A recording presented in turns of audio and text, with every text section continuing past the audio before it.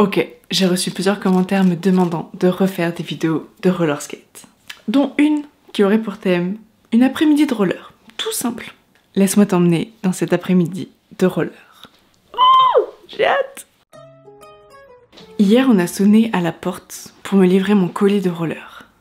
Ah oui, non, pardon, il a laissé un avis de passage alors que j'étais à la maison.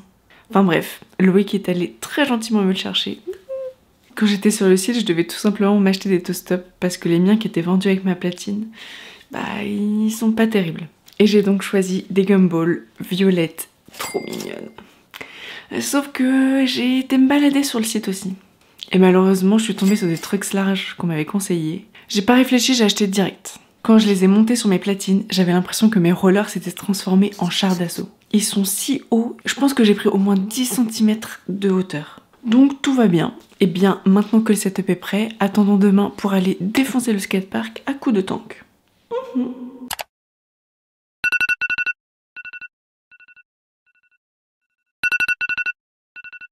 Étape numéro 1, se motiver et motiver Loïc. Franchement, c'est pas très difficile. On est plus motivé que la motivation elle-même. Il est 11h15 et je vais me préparer pour faire du roller. Parce que à Lille, en ce moment, il pleut depuis une semaine. Donc les skateparks, c'est terminé et je suis obligée d'aller en skatepark d'intérieur. Je remercie d'avoir un skatepark d'intérieur à Lille. Et du coup, les horaires, c'est midi 14h.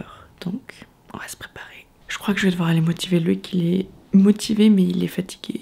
Un peu comme moi, en fait. Oui, on n'est pas maquillé, on n'est pas coiffé pour le roller. En même temps, je vais transpirer alors. Quelle est l'utilité d'être bien à l'arrivée, mais dégueulasse en repartant? Donc là, autant être dégueulasse dans les deux côtés, comme ça on choque pas.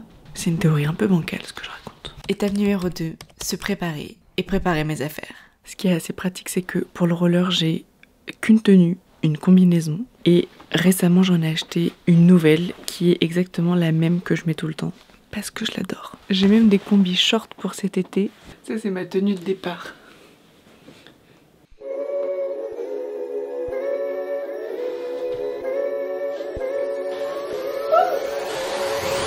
Wow, wow, wow, wow, wow. Si on commence déjà à tomber sans les rollers, ça va être compliqué.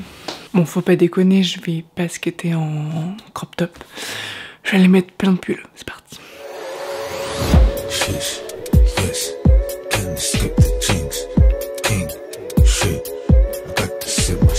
C'est parti, on y va, au secours. Étape numéro 3, faire le trajet sous la tempête de Lille. Tout va bien. Darling, I think about you from time to time. And even though this is all over, c'est la victoire. Durant cette séance, j'avais pas de réel objectif. En général, quand j'arrive au skatepark, je fais toujours la même chose, circuler un peu dans le skatepark. Mais là, j'ai vu une autre fille faire du roller quad, faire un tout petit jump en plan incliné. Et vu que je l'avais jamais fait, je lui ai demandé conseil pour le tenter direct alors que je suis même pas échauffée. Le seul conseil qu'elle m'a donné, c'était de bien m'incliner dans la pente en sautant, chose que j'ai pas du tout fait. Après avoir validé ce trick au bout de 2 essais, j'ai direct commencé à stall, me poser sur le coping. Et je sais pas pourquoi, mais c'est hyper dur pour moi de faire ce trick. Bien sûr, au début, la peur elle revient, donc je pose qu'un seul pied, puis petit à petit, j'arrive à poser les deux.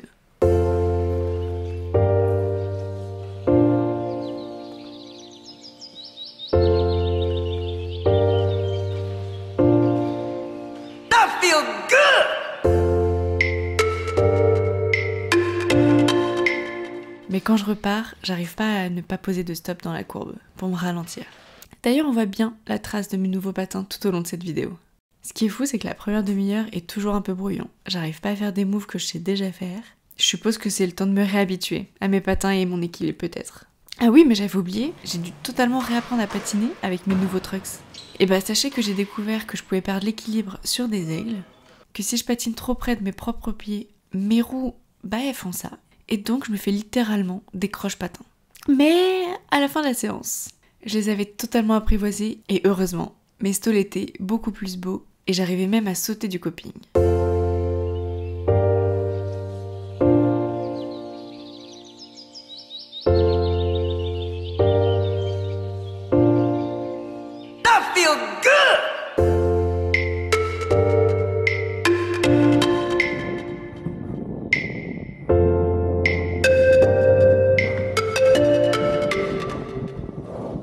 J'imagine que la prochaine étape c'est d'apprendre à faire des 50, vu que j'ai des nouveaux trucks. Mais j'imagine qu'il faut que j'apprenne d'abord à sortir du bol en 50 pour après le faire sur le coping, non? Tentons donc cette première étape pour réussir à faire les 50. Sortir du bol les pieds parallèles au vide.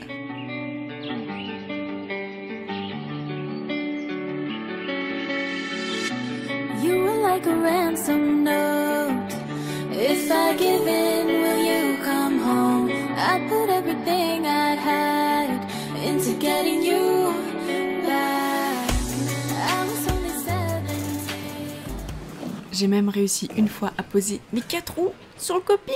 Étant donné que je faisais des allers-retours, je me suis dit que je pouvais travailler 2 choses en même temps. Je sais pas pourquoi, mais j'ai méga peur des 180 en flat et en courbe, peu importe. Me retourner pour moi, c'est une option. En même temps, après 2 petites entorses au poignet à cause de ce move, je comprends d'où vient cette peur.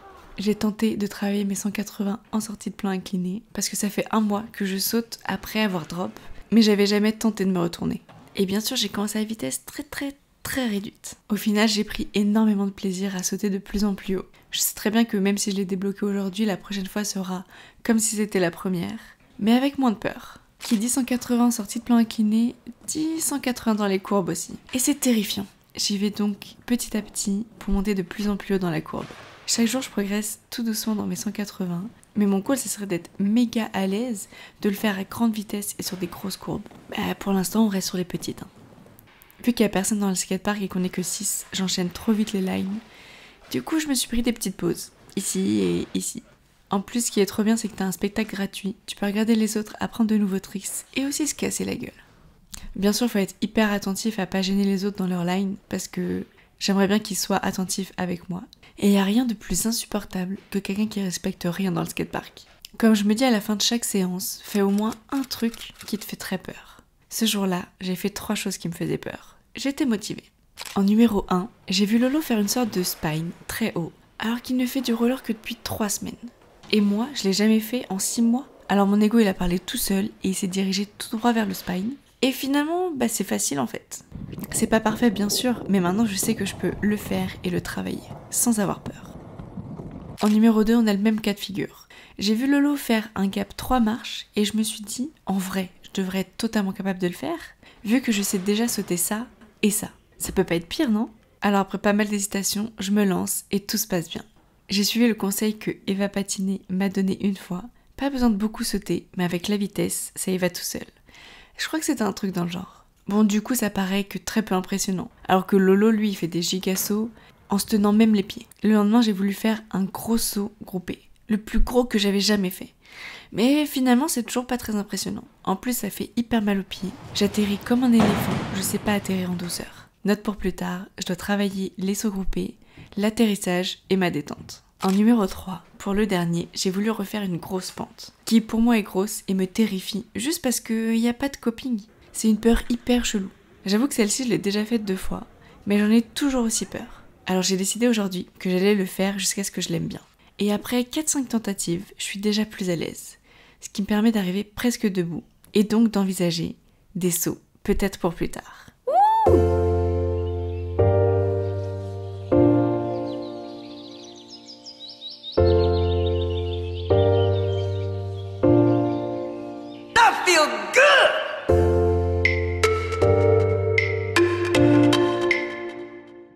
Ce qui est marrant, c'est que j'ai peur du regard des autres en général.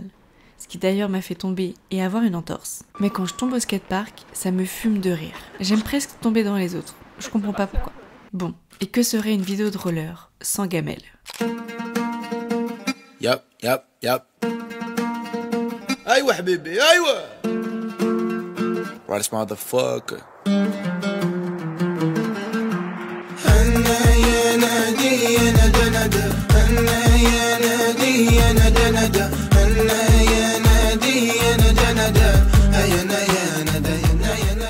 On a tenté de filmer une line.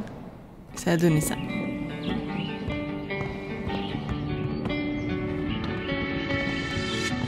You were like a ransom note.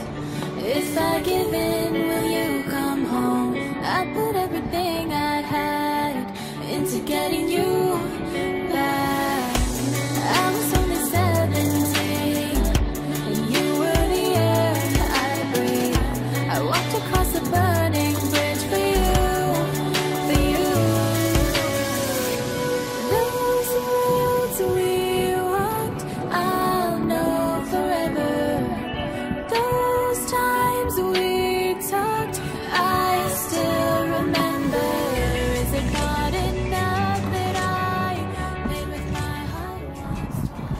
À dans 2 heures. Hein.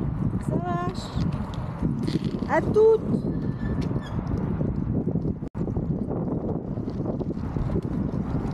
Oupa. Je suis éclatée. On va manger des frites. Allez, bisous. C'est horrible parce que le vélo pousse le vent, ça fait travailler les cuisses, sauf que j'en ai fait pendant 2 heures déjà.